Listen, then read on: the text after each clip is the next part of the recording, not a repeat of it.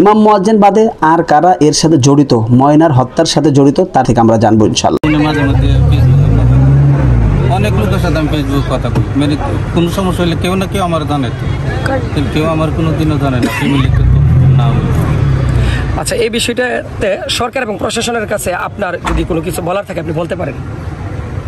সরকার এবং প্রশাসনের কাছে আমি একটাই চাই, আমার সুষ্ঠু তদন্ত করে দৃষ্টান্তমূলক তার ফাঁসি তার প্রকাশে আনতে হবে আগে, না তার ফাঁসি দিতে হবে, তাই মনে। আর আমি ধন্যবাদ জানাই প্রশাসনকে যে আমার জন্য তৈরি করছে, আর আমার এলাকাবাসীর সাথে কাছে আমি অনেক ধন্যবাদ জানাই, তারা অনেক শ্রম দিতেছে এবং অপারেশন করতে। আর সবচেয়ে বড় করতেছে আমার ভাই সেলিম ভাই, আমার ছোট। ইতিমধ্যে সরাইল উপজেলা বিএনপির সাধারণ সম্পাদক এবং ব্রাহ্মণবাড়িয়া জেলা জজ কোর্টের যে বিজ্ঞ আইনজীবী অ্যাডভোকেট নুরুজ্জামান লস্কর তপু, উনি ঘোষণা দিয়েছে যে আপনার মেয়ের যে যত আইনি ধরনের যত সহায়তা লাগে উনি বিনামূল্যে দিবে। এই বিষয়টি কি আপনি অবগত আছেন? জি, আমার সাথে কথা হয়েছে। আপনার সাথে কথা হয়েছে? আপনি কি মনে করেন? ফোনে কথা হয়েছে, আমি যে সময় ছিলাম ভিডিওগুলো কথা হয়েছে।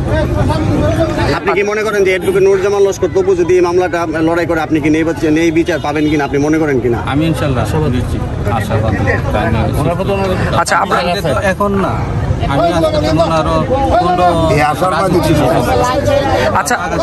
আচ্ছা, আমরা দেখলাম আপনাকে ওখানে কিছু বিএনপি নেতাকর্মীরা বলেছে যে আপনার মেয়ের বিপরীতে কোনো উকিল বা অ্যাডভোকেট লড়বে না। এই বিষয়টাকে আপনি কিভাবে দেখছেন, বা এই বিষয়ে যদি কিছু বলার থাকে আপনি বলতে? না, আসলে আমি আমাদের দেশের বিষয়টা হওয়া উচিত ধর্ষণ সংক্রান্ত যে কোনো বিষয় হইলে, নারী নির্যাতন হলে তার বিবাদীর বিপক্ষে উকিল মুভ করাই উচিত না। কারণ কি, সমাজে এটা একটা ট্রেন্ড হয়ে গেছে।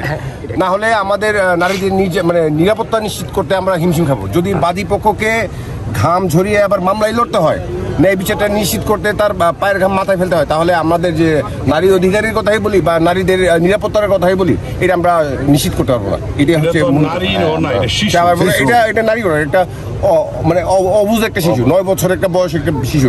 তো আমাদের সন্তানদের ভবিষ্যৎ নিরাপত্তার জন্যই আমাদের বিজ্ঞ আইনজীবীরা এই বিষয়টা ভেবে চিন্তে সিদ্ধান্ত নেবেন বলে আমি আশা প্রকাশ করি।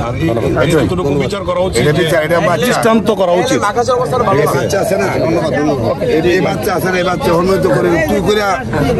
সম্ভব হচ্ছে নদীর ইতিহাস হয়ে গেছে। ধন্যবাদ।